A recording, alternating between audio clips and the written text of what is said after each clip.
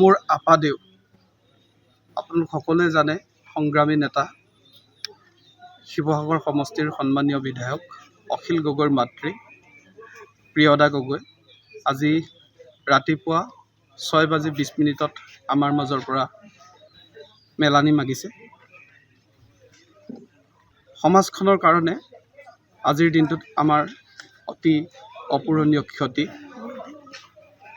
আপাদেউ সদায় সততাৰে নিষ্ঠাৰে আৰু সাহসেৰে জীয়াই থাকিবৰ কাৰণে আমাক কৈ গৈছিল আৰু সেইগৰাকী নাৰীও এনে আছিল যিকোনো এখন চৰকাৰৰ বা এটা সমাজ ব্যৱস্থাৰ মাজত যেতিয়া দুৰ্নীতিয়ে পোখা মেলে সমাজখন বিশৃংখলিত হৈ উঠে তেতিয়া তেওঁ সজোৰে মাত মতা এগৰাকী নাৰী আছিল।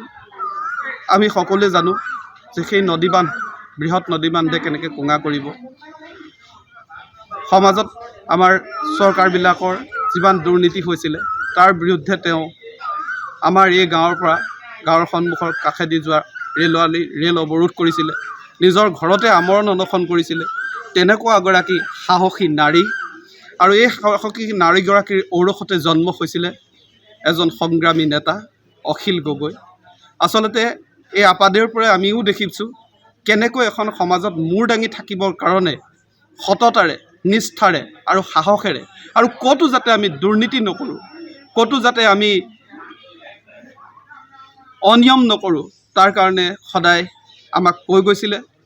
আমি দেখিছিলোঁ যে এই সন্মুখত কিবা যদি ঘটনা দেখে তেওঁ সজোৰে চিঞৰি উঠিছিল, ঐ তহঁতি এইবিলাক নেমাত কিয়? তহঁতি এইবিলাক কি কাম কৰি আছ?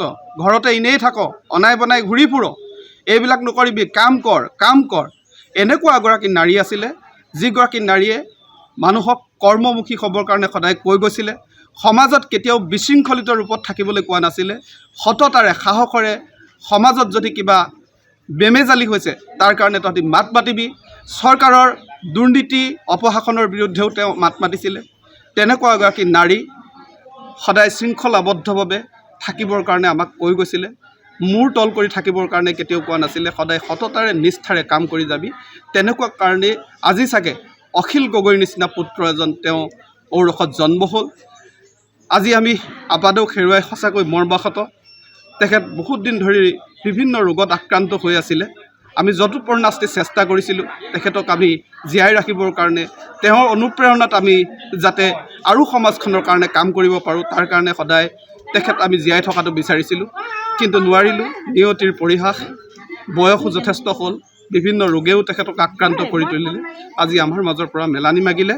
খন্তেক পাছতে আমাৰ মাজত আহি উপস্থিত হ'বহি। এই গাঁৱৰ গৃহতে লুখুৰাখন গাঁৱতেই তেখেতৰ জন্মস্থানতেই তেখেতক সৎকাৰৰ ব্যৱস্থা কৰা হ'ব।